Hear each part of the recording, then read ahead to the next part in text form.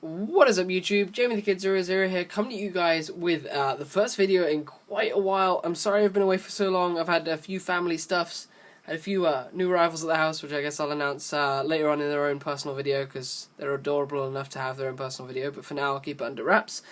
Or check my Facebook, because there'll be pictures on my Facebook. But I'm actually back with one of the requested deck profiles of the new, well, somewhat new format. It's August now, but the July format, some of you guys were asking me to do a Geargia list, and this is finally the Geargia list I've settled on. I also, just to show you guys that this isn't a one-off, I've also got this deck coming up, which is all finished and built, just need to build the extra deck.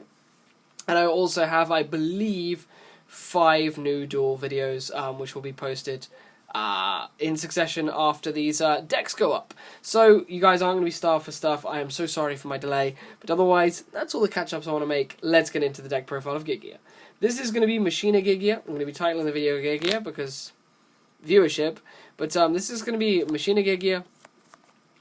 It's currently the build which I'm testing a bit. Do not think that this means I dislike Artifact Geargia and Hand Geargia, but if you want to see those lists, there's probably millions of them online. They're very meta-based. This is just one that I wanted to show you guys, that a friend of mine tipped me off to, and I've been testing, and I've been having a bit of fun with it.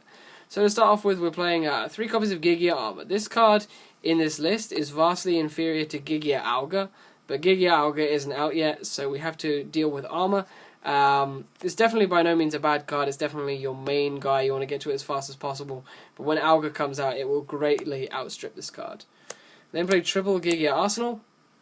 I don't have my supers yet because my locals doesn't have Astral Pack 5 yet. So, rare as it is. But triple Arsenal, you just want to get to your armors as fast as possible. You need to. And also, using your arsenal to set up your Geargiano is the best thing ever. Going, summon this, tribute it, get Geargiano, tribute the Geargiano, get this back, special summon Accelerator, make Gigant. Best opening play in the world.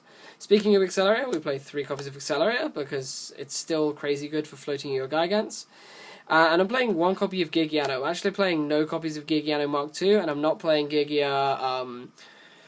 Gear, because those cards, in my opinion, were just so inconsistent. Playing 3 copies of Mark II, which is essentially a relatively bad card, just to support 1 good card in the form of Gear, wasn't working out for me, so I want to play 1 Geargiano because it has some synergy with certain cards in the deck, but I didn't want to play the Mark IIs. Then for the Machine Engine, I'm playing 1 copy of Gearframe. I felt that 1 was all you needed. You didn't need any more than that. If you need it, you're going to be able to search it with your Fortress, with your Gigant. If you don't need it, you don't need it. I am, however, playing 2 Fortress because they're a bit more valid when you actually draw into them, especially with this card, which we'll get to in a sec. So 2 Fortress was ideal for me, with Bottomless Trap Hole being prevalent in almost every deck at the moment. I felt like Fortress was better at 2 than at 1. Then we're going to move on to the text that we play in the deck. We play 1 copy of Ancient Gearbox, and this is my personal favourite tech in the entire deck. Ancient Gearbox has an effect that reads, if this card is added from the deck to the graveyard, or the graveyard, to your hand, except by drawing it, you can add 1 Earth Machine-type monster with 500 attack and or defense from your deck to your hand, except Ancient Gearbox, and you can only use this effect once per turn. So what Gearbox does is it allows us, if we search it off of Gear Gigant X, to search our deck for a copy of Geargiarsenal or Geargiano. There were extra targets that you could play in the deck, such as Geargiauga, which isn't out yet, and Geargiano Mark II, but I opted not to play Geargiano Mark II in the list, and there wasn't really anything else I wanted to be searching with the Gearbox. So what it's currently being used for is Redox fodder and Machina Fortress fodder, so it's really quite cool. The other tech I'm playing is 1 copy of Tin Goldfish. This is mainly for big dweller plays, but it also means that certain irrelevant cards or slow cards in my hand, like Stray, Accelerators when you don't have a Geargia, Armors, Arsenals, this Gearbox can be special summoned using Goldfish's effect to make relevant Xyz monsters. So Tin Goldfish was another card that I could search off of Gigant, and then it would make cards like Gearbox relevant in my hand for actual other Xyz plays. So 1 Goldfish, and then the last monster I'm playing is 1 copy of Redox, Dragon of Boulders, because it's relevant with the Fortress, and it's a really cool monster reborn in tandem with Ancient Gearbox. So that rounds off the monsters. You want to keep the monster lineup pretty small, because this still plays kind of like the old Geargia list, so it doesn't need all that many monsters.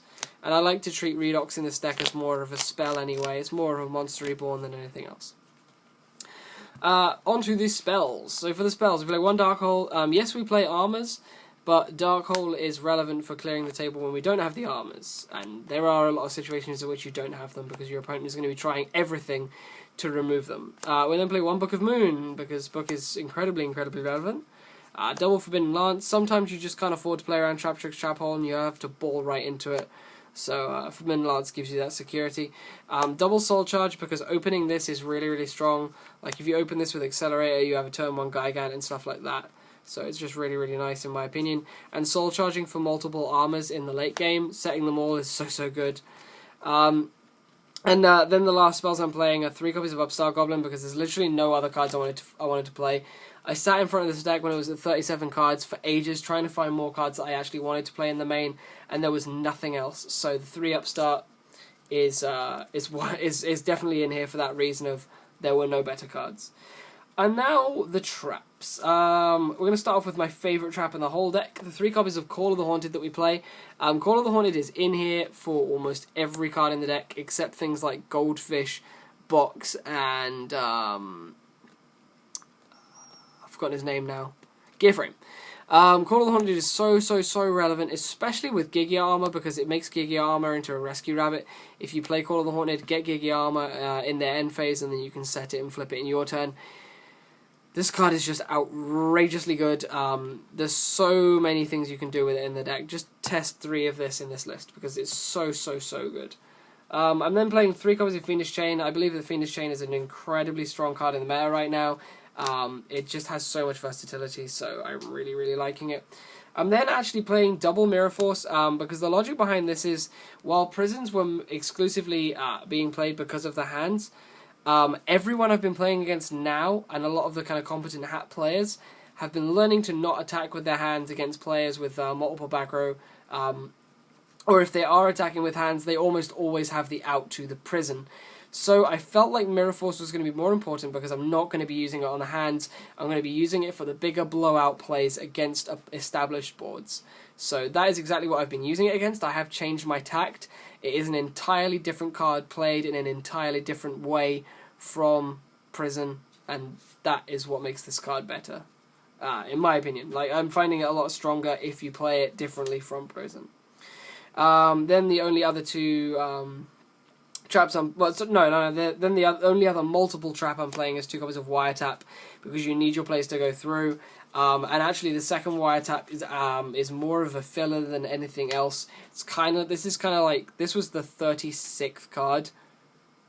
Wait, the 36th card before the Upstarts came in, because I literally couldn't decide on anything else. So the Wiretap went in, and then we have 5 one-off traps. So we're going to go through the 4 conventional ones, and I'll talk about the 1 card which I'm main decking, which most people won't normally main deck. So I'm main decking, the one-off traps were, of course, Compulsory, Bottomless Trap Hole, Torrential Tribute, and Solemn Warning. And then finally, the last trap I'm main decking is a Soul Drain. And I'm main decking Soul Drain as a huge meta call, because this is relevant against almost every meta deck in the game right now, and it doesn't hurt me as much. It hurts my Gigants, and it hurts my Accelerators, but if you play it at the correct time, this is going to be blowing out your opponent's hands, Sylvans, Mermails, and all sorts of other Boujins, all sorts of other meta decks in the format right now. So I feel like Soul Drain is a very strong main deck. I considered main decking cards such as Macrocosmos and Dimensional Fissure, but I felt this was the least intrusive of the 3. So Soul Drain went in. Yes, it does have a life point cost, but oh well. What's life points anyway? So, we're going to move on to the extra deck. That was the complete main deck. It should be 40 cards unless I've miscounted again, and if it isn't 40 cards, if it's more than 40 cards, take an Upstart Goblin out. I'm very tired. You'll see in some of the pictures I post up that these little things have been running me ragged. So, for the extra deck, so we are, of course, playing the 3 Gear Gigant X. We have to play triple Gigant, because they float, because they're free. You go through them so damn quickly. I wish I could play 6, but for that's why we play this guy, but we'll get to him in a minute. So we play the triple Gigant X. I then played double number 101, Silent on a Rock. This is going to become a Castel, the Avian Skyblaster Musketeer, when it comes out. But until it comes out, 101 is a massive shoe-in, in my opinion. So strong. Of course, we played the E-Knight, instant removal, something you can make very, very swiftly off of a well-timed Call of the Haunted. Abyss Dweller, and its pairing Evagishki Merrigeist. Dweller is, of course, in here for the more generic shutdown, so that all of your monsters can start attacking hands, and you don't have to worry about the one prison striking down your Merrigeists. Dweller is also relevant because it can get big off of Tin Goldfish, whereas Merrigeist can't. But Merrigeist is in here exclusively for the situations in which I want to play around Trap Trick Trap on Nightmare, so that's why we're playing Merrigeist. I'm then playing Emerald. Putting back our Gigant X is so important, and there have been so many games in which I've been playing against things like Hat, or against other kind of stall decks, where I'm not saying Hat as a stall deck, I'm just saying other stall decks, where my opponent's been burning me through resources and I've actually seen almost all my monsters, and the Emerald has been so important for getting me back in the game, whereas my opponent is still burning out as well, and resolving an Emerald can be single-handedly game-winning because you can be left as the only player with any resources left in the game. I'm still playing Utopia. If you don't understand the relevance of this, then just don't even question it, because you're not going to understand it. This card is just so important in so many situations, so you need to play Utopia.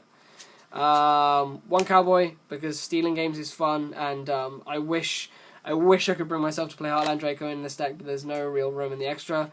Diamond Direwolf, because removal is fun. You need to have that simple removal in the deck.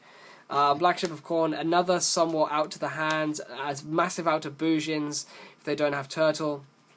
Very strong card.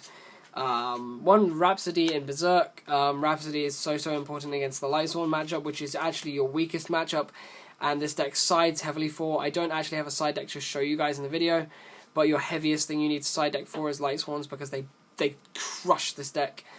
And then the last extra deck monster I do play is Mecha Phantom Beast Dracosack. So we're going to round off the video there with the 3 Gigants in the frame again, I believe. And I guess the cool name Italian armors can come too. I'll go find those now. But I hope you've enjoyed. I've definitely been having huge amounts of fun with this deck on Dueling Network, and I actually have videos to bring you guys with it very soon of me playing it and achieving some success, especially against my worst matchup. And you will see my side deck techs in that video. So yeah, please do stay tuned for that. Otherwise, this has been Jamie the Kid 00. Hope you've all enjoyed. I'm sorry for the mystique around my absence, and I'll be back with regular content as soon as I can be. A lot of my time is being taken up at the moment, but please do bear with me. I'll see you guys when I do. Peace out. Bye bye.